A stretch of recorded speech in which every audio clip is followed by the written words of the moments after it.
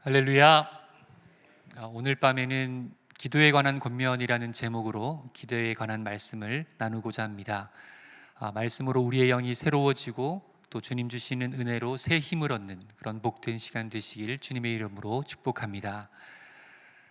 함께 읽은 본문은 예수님께서 제자들에게 주기도문을 가르쳐 주시고 나서 그 후에 하신 말씀입니다. 그러니까 우리가 어떤 내용으로 기도를 해야 하는가에 대해서 주기도문의 내용을 쭉 설명하신 후에 그 다음에 이제는 기도를 받으신 그 하나님께서 우리에게 어떻게 반응하시고 또 우리에게 어떻게 응답하시는가에 대해서 말씀하신 부분입니다. 먼저 본문의 9절을 보겠습니다. 내가 또 너희에게 이르노니 구하라 그러면 너희에게 주실 것이요 찾으라 그러면 찾아낼 것이요 문을 두드리라 그러면 너희에게 열릴 것이니 구하는 이마다 받을 것이요 찾는 이는 찾아낼 것이요 두드리는 이에게는 열릴 것이니라. 아멘. 기도하는 모습에 대해서 구하고 찾고 두드리라 라는 세 가지 표현을 말씀하셨습니다. 이것은 같은 의미에 대한 삼중적 표현으로서 성경에서는 매우 강조하고자 할 때 매우 의미 있다, 매우 중요하다, 최고다 라고 강조할 때 이렇게 같은 의미를 다른 말로 바꿔서 삼중 표현으로 씁니다. 우리가 하나님을 사랑해야 함에 있어서도 그런 말씀이 있죠. 너는 마음과 뜻과 힘을 다하여 하나님을 사랑하라. 그러니까 하나님을 사랑함이 최고이며 하나님을 사랑함에 전력을 기울여라, 전심을 기울여라 라는 그런 말씀입니다. 그것처럼 기도하는 것도 기도하고 또 기도하고 또 기도해라. 기도가 그만큼 중요하다라는 것을 예수님께서는 말씀하시는 겁니다. 하나님께서는 우리의 필요에 대해서 또 문제 상황에 대해서 구하고 찾고 두드리면 그거에 대해서 응답해 주신다라고 말씀하셨습니다. 약속하신 것이죠. 그런데 하나님께서는 이렇게 기도를 시키시면서 또 정작 또 우리가 원하는 대로 응답을 잘 안 해주시는 것 같습니다. 여전히 우리들의 문제는 산적해 있고 또 아픈 곳은 여기저기 많이 남아있는 게 우리의 현실입니다. 이런 괴리감이 우리를 좀 낙심하게 만들고 또 기도하는데 힘을 못 내게 만들고 아유 기도해도 소용없네, 기도하면 뭐 하나, 기도하면 뭐 있나 라는 그런 동기부여를 좀 떨어뜨리기도 합니다. 왜냐하면 우리의 삶의 문제는 여전하거든요. 내 몸의 통증도 여전하고 나아지는 그런 변화가 잘 보이지 않으면 기도에 대한 힘을 얻기가 쉽지가 않죠. 그렇지만 오늘 말씀 나누고자 하는 세 가지를 우리가 좀 기억하면서 우리의 기도 생활이 좀 더 건강해지고 그리고 하나님이 기뻐하시는 그런 기도의 사람으로 세워지기를 소망합니다. 첫 번째로 좀 나누고 싶은 것은, 우리가 기억해야 될 것은 기도 응답에 대해서는 하나님의 때가 있다라는 것입니다. 하나님의 때가 있다. 기도하면 신속하게 응답이 바로바로 있는 것도 아닌데 9절의 말씀처럼 우리가 구하고 또 구하고 응답하실 때까지 간절히 구해야 하는 것은 하나님의 때라는 것이 있기 때문입니다. 우리가 정성을 쌓는 것이 아니라, 성의가 차면 그거에 응답을 보이는 것이 아니라 하나님의 때가 있다라는 것이죠. 이 말은 기도 응답의 시기와 방법과 모양에 대한 그 전권이 하나님께 달려있다는 거예요. 우리가 더 많이 노력하고 더 많이 정성을 보이고 더 고통 가운데 더 몸을 던져서 기도를 하면 그 마음이 감동시키는 것이 아니라 우리의 기도의 때가 차면, 하나님의 때가 이르면 그때 하나님이 응답하신다는 거예요. 그러니까 그 응답의 때가 우리의 기대와 예상과는 다를 때가 많이 있습니다. 야, 이거 응답 되겠나 했는데 응답되거나 더 크게 역사하거나 이 정도는 응답해 주셔야 되지 않나, 이 정도면 하나님 누가 봐도 응답해 주셔야 되지 않나, 응답하는 것이 하나님의 덕에 하나님의 나라에 유익이 되지 않나 싶은 것인데도, 그런데도 응답 안 하시는 경우를 우리가 보게 됩니다. 어린아이나 손주를 둔 성도님들은 좀 많이 공감하실 텐데요, 이렇게 아이를 데리고 마트를 가다가 장난감 코너를 지나다 보면 아이들은 떼를 쓰죠. 갖고 싶은 장난감이 뭐 한두 개겠습니까? 이거 사주세요, 저거 사주세요. 그러다가 장난감을 좀 사주게 되면 그 아이는 정말 세상을 다 얻은 것처럼 너무 행복해하고 너무 기뻐하죠. 마치 막 평생 효도하고 막 아빠에게 충성할 것처럼 막 아빠 사랑해요, 아빠 최고예요. 그 몇천 원 안 되는 거지만 아이들은 그렇게 반응을 합니다. 그런데 또 그런 모습을 보다 보면 또 기쁘죠. 부모로서 기쁘고 흡족하고 그냥 그 모양만으로 만족이 되고, 또 기분이 더 좋아지다 보면은 그냥 이거 시리즈는 다 사줘 버릴까? 그런 마음이 들기도 하는데, 그런데 그렇게 하진 않죠. 왜냐하면 이 아이는 물론 다 사주면 더 좋아하겠지만 그렇게 하는 것이 이 아이에게 유익이 아니라는 걸 부모는 잘 알기 때문입니다. 제 아들이 이제 생일이 이제 한 달 남았거든요. 근데 이제 벌써 지난달부터 자기가 받고 싶은 선물을 이렇게 지정을 해놨어요. 그리고 막 그 선물 얘기를 계속 하는 거예요. 이제 그만해, 그만해, 알았어, 그만해. 그러면서 막 이제 막 좌절에 빠지고, 왜 내 생일이 3월일까? 나 1월이 내 생일이었으면 좋겠다. 막 그런 얘기도 하고, 타임머신 있으면 빨리 내 생일 전날로 가고 싶다. 그렇게 막 희노애락을 하루에도 몇 번 이렇게 경험을 하는 모습을 보면 그냥 빨리 사줘 버리면 아이도 기뻐하고 나도 이제 시달리지 않고 참 좋을 것 같은데, 근데 또 그렇게 하지 않죠. 생일 때까지 기다리죠. 무조건 주는 게 좋은 게 아니라 그 기다리는 시간을 통해서 인내도 배우고 또 절제도 배우고 또 감사하는 법도 배우고 또 물질 사용하는 거에 대해서 나름 이렇게 부모로서 좀 일깨워주고 가르쳐주고 싶은 그런 의미들이 있는 것이죠. 이렇게 IQ 150도 안 되는 이 인간의 머리 하나만도 나름의 계산을 하고 아이에게 응답을 할 때 고민을 하고 더 좋은 게 뭘까라고 한 다음에 그때 응답을 하는 것처럼, 온 우주를 창조하신 이 창조자의 지혜 앞에서 그 창조자의 지혜와 권능과 그 시선으로 우리를 봤을 때 우리에게 어떤 응답이 가장 좋은 것일까? 당연히 우리 생각과는 다를 수밖에 없죠. 제 아이가 인생 경험 얼마 안 되는, 지식이 얼마 안 되는, IQ도 얼마 안 되는 제 지식을 못 따라온 것도 당연한데, 하물며 우리가, 피조물인 우리가 창조주이신 하나님의 지혜와 섭리와 그 뜻을 헤아려서 어떤 것이 좋은 응답일지 우리가 가늠한다라는 건 그 자체가 말이 안 되는 것입니다. 우리는 그 하나님의 뜻을, 하나님의 계획하심과 그 하나님의 때를 측량하고 계산할 수조차 없는 그런 미약하고 아무것도 아닌 그런 저와 여러분입니다. 제가 3년 전쯤에 같은 시기에 한 2가지 고통받는 일로 좀 힘들었던 적이 있었는데요. 이게 턱이랑 좀 이런 구강 쪽에 좀 통증이 막 있더니 이 교합이 잘 안 맞는 거예요. 점점 안 맞더니 이게 점점점 심해져서 결국에는 이게 이빨이 이렇게 음식을 씹을 때 맞아야 되는데 이게 안 다물어지는 거예요. 그래서 이빨로는 뭐 어떤 것도 먹을 수가 없는 상황, 그저 물만 마실 수밖에 없는 상황이 한 3일 정도 지속되고, 마시는 미음이나 쉐이크 이런 걸로 좀 계속 끼니를 때우다가 이게 점점점 상황이 안 좋아지니까 좀 겁도 나고 걱정이 되더라고요. 그래서 병원을 갔습니다. 그래서 촬영하고 이런저런 검사를 하고 나서 선생님이 뭐라고 하시냐면 이건 턱이랑 이 치아를 교정을 해야 된다라는 거예요.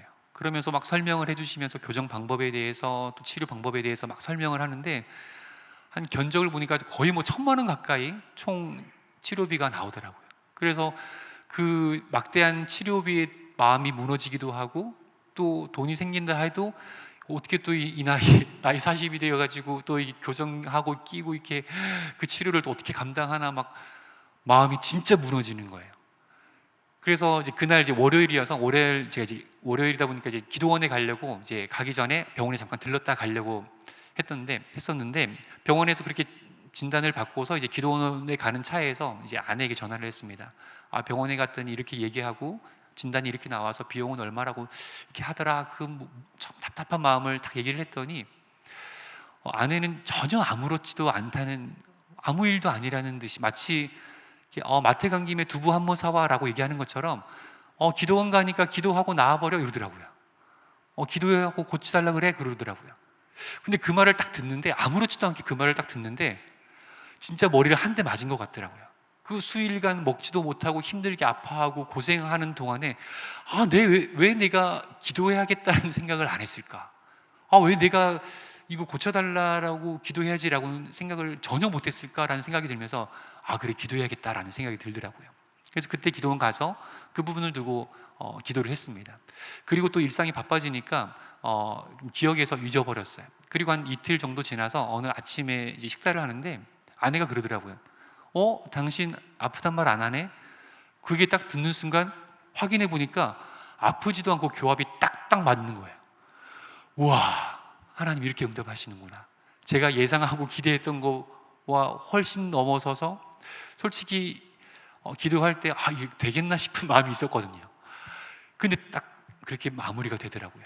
얼마나 감사해요. 그 주말 토요일 날 이제 교회에서 이제 작업을 하다가 이제 앞에 이런 스피커를 이렇게 나르다가 허리가 약간 뜨끔한 거예요. 그래서 저녁에 집에 가보니까 좀 통증도 약간 있고 해서 찜질도 하고 파스도 붙이고 그렇게 하면서 자기 전에 이제 기도를 했습니다. 최근에 이제 고친 경험이 있으니까 하나님, 내일 주일입니다. 허리가 좀 안 좋은데 정말 아프지 않게 해주시고 주일 사역하고 섬기는 일이 아무 불편함이 없도록 깨끗하게 고쳐주십시오. 그렇게 간절히 기도했는데 진짜 마음 가운데 확신이 들더라고요. 하나님이 살아계심과 정말 고쳐주실 거에 대한 그 확신이 들더라고요. 그리고 잠을 잤습니다. 아침에 딱 일어났는데 눈을 딱 떴는데 깜짝 놀랐어요.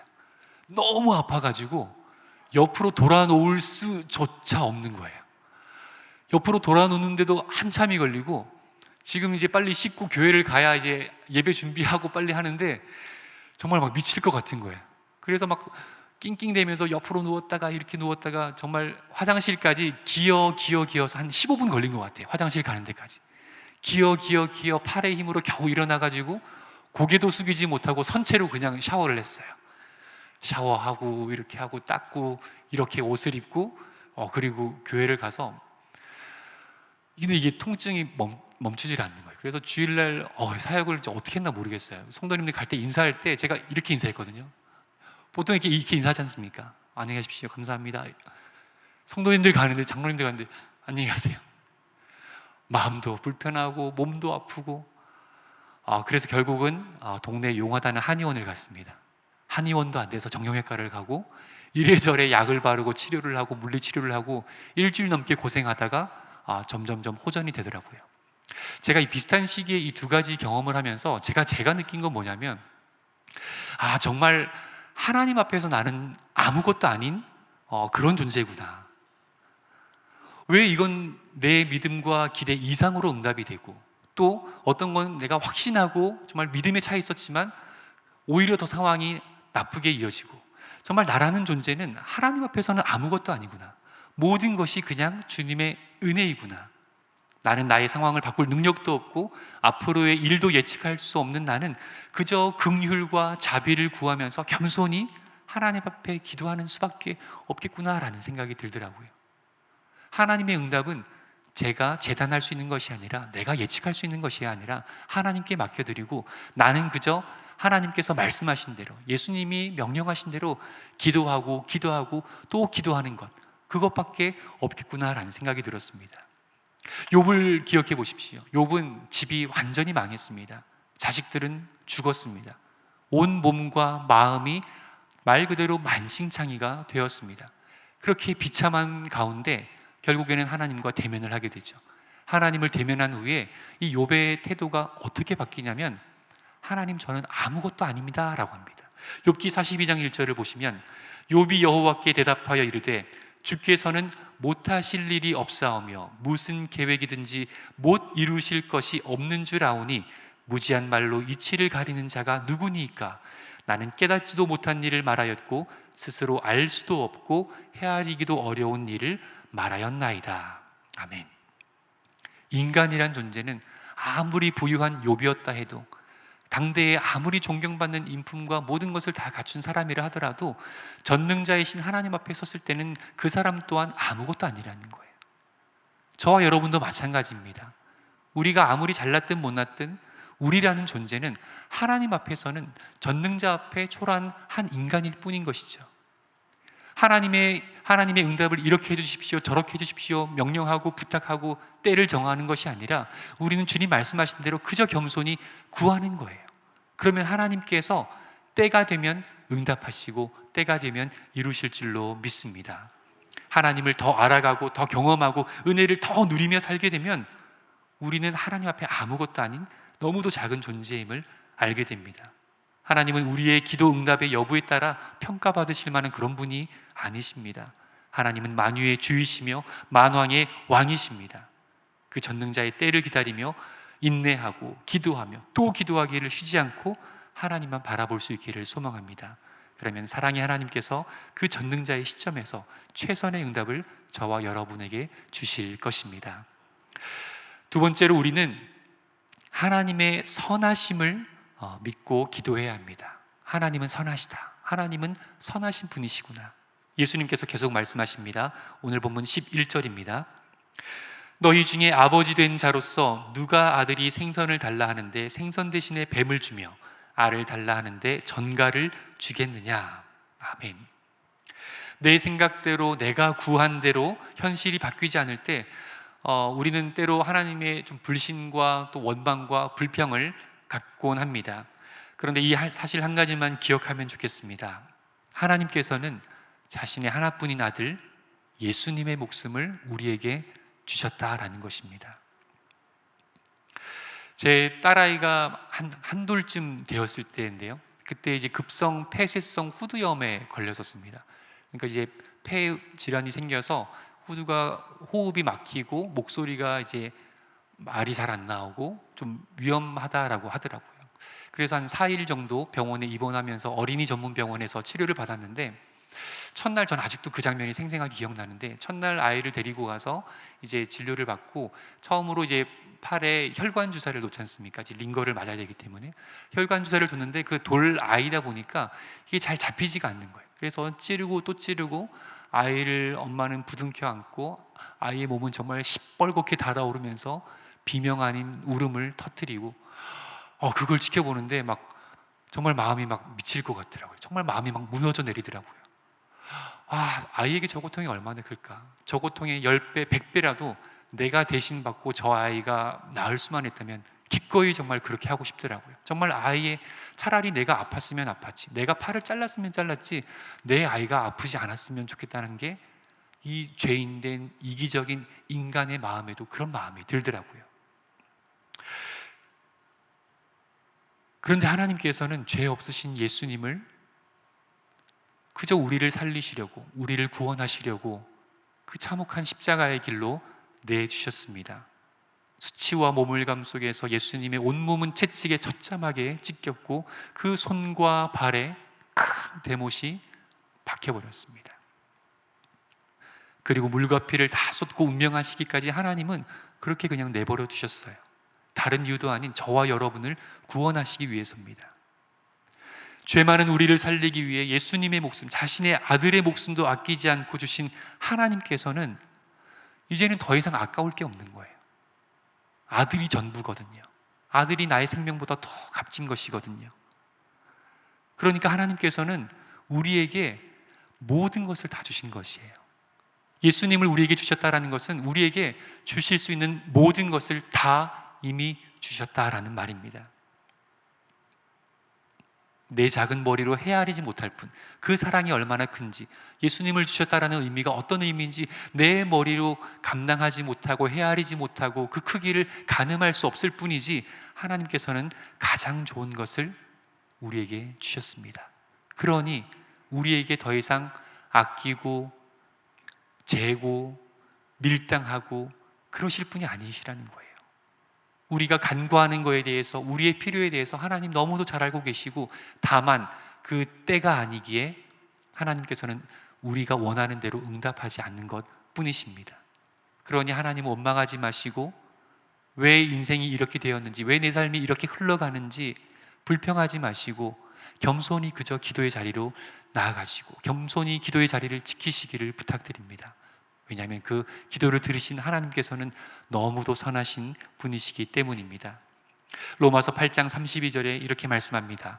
자기 아들을 아끼지 아니하시고 우리 모든 사람을 위하여 내주시니가 어찌 그 아들과 함께 모든 것을 우리에게 주시지 아니하겠느냐. 아멘.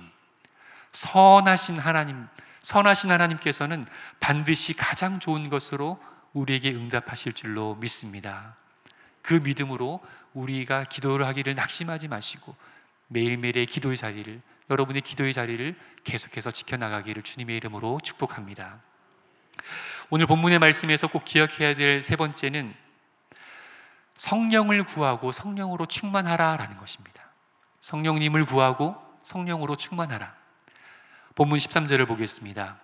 너희가 악할지라도 좋은 것을 자식에게 줄 알거든 하물며 너희 하늘아버지께서 구하는 자에게 성령을 주시지 않겠느냐 하시니라. 아멘. 이 말씀은 예수님의 보혈로 거듭난 하나님의 자녀들에게 기꺼이 성령을 선물로 주신다라는 거예요. 성령 말고 지금 당장 내 문제를 해결해 주면 좋겠다. 성령 충만은 일단 나중에 문제고 일단 내 현실의 문제를 좀 해결해 주면 좋겠다. 그런 생각을 하실지도 모르겠지만 성령님을 주신다는 것은 모든 것을 다 주신다는 말씀입니다. 탈무드에 좀 유명한 일화 중에 그런 게 있습니다. 한 부자 유대인이 있었습니다. 그런데 가족은 없고 하나 있는 아들은 멀리 타국에 가 있는 거예요. 그래서 자기가 이제 곧 숨이 멎을 것, 운명할 것을 좀 직감하고서 자기 집에 많은 종들이 있지만 그 모든 걸 총괄하는 최고 집사를 불러가지고 이제 얘기를 합니다. 마음속으로 고민이 되는 거예요.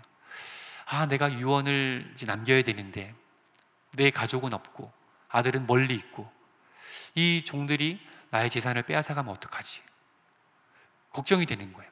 그래서 하나 지혜를 내서 얘기를 한 게 그 집사를 불러서 하는 말이 당신은 정말 내 집에서 평생 이렇게 수고하고 잘 섬겨져 왔기 때문에 내가 너무 고맙다. 내가 유언을 남기고 싶은데 내가 세상을 떠나게 되면 우리 집에 있는 모든 소유를 다 당신에게 주고 싶다. 대신 내가 아들이 한 명 있으니까 아들이 내 부고를 듣고 올 때면 그 아들에게 원하는 것 하나만 택해서 가지라고 전해달라라는 유언을 남겼어요. 그것이 집이든 농장이든 양떼든 뭐든 아들이 원하는 건 하나만 주라는 거예요. 그러니까 이 집사는 입이 이제 귀에 걸리는 거죠. 그래서 얼마 후에 장례를 치르고 나서 이 집사는 아들을 막 쫓아갑니다. 빨리 데리고 와야 하나를 떼가야 이제 모든 것이 자기 것이 되기 때문이죠. 그래서 아들을 데리고 와서 설명을 하는 겁니다. 아버님께서 이런 유언을 남기셨습니다. 많은 재산 중에 딱 하나만 가지고 나머지는 저에게 선물로 주신다고 하셨습니다. 이 말을 듣고 아들이 선뜻 결정을 못하는 거예요. 제가 잠시 생각해보고 다시 말씀드리겠습니다. 그리고 나서 고민하다가 답이 안 나와서 존경하는 랍비를 찾아갔습니다. 랍비에게 이런 상황을 얘기했더니 그 랍비가 하는 말이 당신 아버님은 참 지혜로우신 분이시군요. 아니 그게 무슨 말씀이세요? 너무 매정하지 않으세요? 저한테 하나만 주고 다 노예들에게 준다니 이 무슨 말이 되는 소리입니까? 그랬더니 그 랍비가 하는 말이 당신이 그 종을 선택하면 그 모든 재산은 다 당신께 됩니다. 그 얘기를 듣고 집사를 찾아가서 저는 당신을 선택하겠습니다 라고 합니다. 왜냐하면 당신을 선택하면 당신이 가지고 있는 모든 재산 또한 내 것이 되기 때문이죠. 성령님을 우리가 받는다라는 것, 성령님을 주신다라는 것은 성령님 안에 속해 있는 모든 것을 우리가 받는다라는 거예요. 왜냐하면 성령님은 하나님이시기 때문입니다. 성령님을 받는다라는 것은 최고의 것을 받는다는 것이고 이 땅에서 누릴 수 없는 것, 이 땅에서 가질 수 없는 그 영화롭고 존귀하고 영광스러운 것을 우리가 누린다라는 것입니다. 고린도전서 12장 7절에 이렇게 말씀합니다. 각 사람에게 성령을 나타내심은 유익하게 하려 하심이라. 하나님께서 우리에게 성령을 선물로 주셨어요. 예수님께서 약속하신 대로 예수님을 믿는 사람들이 성령을 받습니다. 그런데 그 성령을 주신 이유는 우리로 하여금 유익하게 한다라는 거예요. 이 유익하게 한다라고 하면 그냥 있으면 더 좋고 없으면 아쉽고 그런 정도가 아니라 우리에게 없어서는 안 되는 꼭 필요하다라는 그런 의미입니다. 그러니까 성령은 우리에게 정말 꼭 필요한 거예요. 이 말씀을 하고 나서 뒤이어서 바울은 뭐라고 하냐면 성령의 9가지 은사를 기록합니다. 지식을, 지혜의 말씀을, 병 고치는 은사를, 통변을, 예언을 이런 은사들을 9개 설명하시고 나서 그 후에 또 뭐라고 하냐면 고린도전서 12장 11절입니다. 이 모든 일은 같은 한 성령이 행하사 그의 뜻대로 각 사람에게 나누어 주시는 것이니라. 아멘. 9가지 은사를 설명하면서 이 모든 것이 같은 한 성령 안에 있다라는 겁니다. 그럼 성령님 안에 이 9개의 은사만 있을까요? 아니요. 모든 은사와 모든 좋은 것과 모든 선물, 모든 영광스럽고 모든 아름다운 것들이 다 성령님 안에 있는 것이죠. 이 한 성령님 안에 이 모든 것이 있기에 그래서 하나님께서는 우리에게 무엇을 주겠다, 무엇을 주겠다, 무엇을 주겠다가 아니라 자녀에게 성령을 선물로 주겠다라고 약속하십니다. 이 성령을 저와 여러분이 충만히 누릴 수 있기를 소원합니다. 성령님 안에 모든 복이 있습니다. 우리가 성령 충만하면 모든 것이 새로워집니다. 성령 하나님께서 나의 생각과 마음을 지키사 죄에서 구별되게 하시고 죄를 이기게 하시고 세상에 물들지 않게 하시고 거룩한 하나님의 자녀로 신실한 하나님의 백성으로 살아갈게 하실 것입니다. 혹시 하나님께 서운하고 실망한 분이 계십니까? 기도 응답의 더딤에 답답하고 안타까운 분이 계십니까? 그렇게 내가 기도를 했어도 내 삶이 안 바뀌는 것 같이 그렇게 느껴지는 분 계십니까?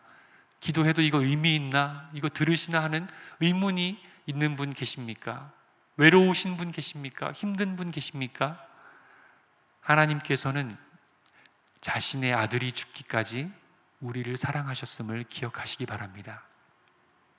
아들을 우리를 위하여 죽기까지 우리를 사랑하셨습니다. 세상 그 어떤 것과도 비교할 수 없는 하나님께서 주시는 최고의 선물, 그 아들, 그 예수, 그 성령님, 그 모든 것을 기꺼이 주는 분임을 기억하시기 바랍니다. 이 하나님의 선하심을 기억하고 하나님의 선하심을 바라보며 하나님의 선하심을 믿으며 우리가 기도를 쉬지 않기를 원합니다. 낙심하지 않기를 원합니다. 하나님의 때를 원하며 하나님의 때를 기대하며 하나님의 선하심을 믿으며 그렇게 오늘도 기도하고 내일도 기도하고 평생의 기도를 쉬지 않는, 날마다 두드리고 날마다 구하고 날마다 찾는 그런 우리 모든 상당의 성도님들 되기를 주님의 이름으로 축복합니다. 사랑하는 주님, 간절한 마음 가지고 이 시간 나와 주님 앞에 열심히 기도하며 말씀 앞에 엎드렸습니다. 구하라 찾으라 문을 두드리라 말씀을 하십니다. 좋은 것 주신다고 약속해 주셨습니다. 그럼에도 우리가 나약하고 또 게을러서 또 믿음이 없어서 하나님 앞에 열심히 구하지도 못하고 찾지도 않고 문을 두드리지도 않았던 우리의 모습들을 주님 용서하여 주시옵소서. 이 말씀을 마음속에 새깁니다. 더 열심히 구하게 하시고 구하는 데서 끝나지 않고 찾고 문을 두드리고 그래서 주님께서 주시는 좋은 것들을 다 받아 누리는 우리 성도님들 다 되게 축복하여 주시옵소서. 성령님 하나님 사모합니다. 성령 충만하기를 원합니다. 저희가 다시 성령 충만하여서 하나님 열정이 회복되게 하시고 사랑이 회복되게 도와주시옵소서. 모든 무너지고 흐트러진 관계가 다시 회복이 되게 도와주시옵소서. 주님 앞에서 우리가 달려가야 될 소명도 다시 회복되게 도와주시옵소서. 특별히 하나님 기도의 사람이 되어지기를 원합니다. 간절하게 주님 앞에 부르짖고 하나님 눈물 콧물 다 빼면서 주님 앞에 갈급하여서 기도했던 때를 다시 한번 기억하게 도와주시옵소서. 그며 경배와 찬양 이 시간을 통해서 주님 앞에 엎드리는 모든 심령들마다 하나님 야곱에게 있어서 하나님을 만났던 베델과 같은 장소가 되게 도와주시고 주님 모세에게 있어서 신의 손에 떨기나무와 같은 그런 장소가 될 수 있도록 주님 역사하여 주시옵소서. 기도할 제목들이 얼마나 많은지 모릅니다. 나라와 민족을 위해서 기도합니다. 이 나라의 대통령을 선출해야 되는 날이 얼마 남지 않았습니다. 우리들에게 분별력도 허락하여 주시고 지혜를 허락하여 주시고 하나님 사방팔방으로 갈개갈기 찢기지고 나뉘어진 모든 백성들의 마음도 주님께서 하나로 묶어 주시옵소서. 하나님께서 이 땅의 주인 되시는 줄 믿습니다. 주님께서 모든 것들을 주장하여 주시어서 하나님 앞에 온전한 모습으로 순종할 수 있는 자를 주님께서 세워주시고 택하여 주시옵소서. 하나님 모든 환우들을 위해서 기도하였습니다. 간절하고 절박하게 기도하는 모든 제목들마다 주님께서 기억하여 주시고 모든 환부들 위해 주님의 십자가의 보혈의 손으로 어루만져 주실 때에 급속한 치유가 있을 줄 믿사오니 주님 함께하여 주시옵소서. 주님 역사하여 주시옵소서. 하나님 아버지 우리 가정마다 예배가 회복되기를 원합니다. 성령 하나님 붙잡아 주시옵소서. 주님 참으로 코로나로 인해서 핑계를 대며 여러가지 나약해지고 흐트러지고 게을러진 우리의 믿음을 다시 한번 고쳐세워지기를 원하오니 주께서 함께하여 주시옵소서. 특별히 주일마다 하나님 아버지 더욱더 주님을 뜨겁게 만나기를 원합니다. 영과 진리로 예배하는 모든 성도님들 다 되게 축복하여 주시옵소서. 하나님 아버지 거룩함을 삶의 목표로 살아가는 하나님의 사람들 되어지기를 원합니다. 말씀의 사람 기도의 사람 되어지기를 간절히 빌고 원하오니 주님 붙잡아 주시옵소서. 강단에서 폭포수 같은 진리의 말씀이 선포되게 도와주시고 선포된 말씀이 잘 박힌 못과 같이 우리 심령 가운데 새겨지게 하여 주시옵소서. 말씀을 붙잡고 순종하며 나아갈 때 말씀을 듣고 지키는 자가 복이 있다고 말씀을 하셨사오니 성령 하나님, 우리 각 사람이 주님 앞에 정말 성령 충만하여 말씀으로 복을 받고 은혜를 누리는 사람들 되게 주님 역사하여 주시옵소서. 주님, 우리의 믿음의 지경이 더욱더 깊어지고 기도의 지경이 더욱더 확장되어지기를 간절히 빌고 소망하오니 성령 하나님 함께하여 주시옵소서. 21일부터 시작되는 40주간의 하나님 성경 통독과 기도 훈련 가운데 주님, 저희들이 동참하기를 원합니다. 주님, 거룩한 습관이 저희들에게 배워질 수 있게 도와주시고 일평생 주님만을 경외하며 하나님 닮아가는 성화되는 하나님의 사람들 다 될 수 있도록 주님 축복하여 주시옵소서. 이전에게도 주님 앞에 귀한 물질 드리는 손길들 위에 하늘의 신령한 복과 땅이 기름진 복으로 넘치도록 부어 역사하여 주시고 그의 물이 쓰여지는 모든 곳마다 하나님의 나라가 힘있게 확장되도록 축복하여 주시옵소서. 이제는 우리 주 예수 그리스도의 크신 은혜와 하나님 아버지의 극진하신 사랑하심과 성령님의 교통하심의 역사가 주신 말씀 마음속에 새기고 더욱더 신실한 모습으로 간절한 마음으로 하나님 앞에 기도함으로 놀라운 기도 응답들을 다 받아 누리기를 소망하는 주님 앞에 예배드리는 모든 주의 백성들, 그들의 가정과 일터와 건강과 자녀들의 앞길 위에 이 나라 민족 흩어진 모든 열방 위에 이제로부터 영원토록 함께 하시기를 간절히 축원하옵나이다. 아멘.